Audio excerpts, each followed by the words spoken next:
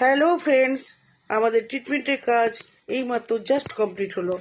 তো আমরা ক্লায়েন্টসের মুখে শুনে নিই তার কেমন লাগলো। তো তার যে হেয়ারটা ছিল এটা তোমাদেরকে আগেই দেখিয়েছি।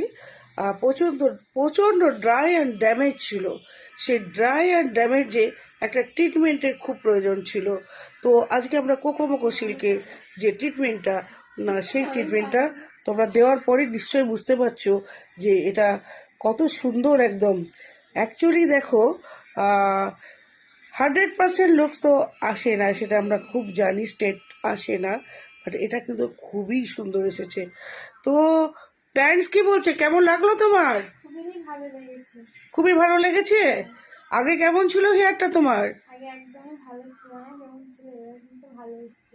আচ্ছা, নেক্সট বার আবার এসে করে নেবে, ঠিক আছে? Tata, bye bye.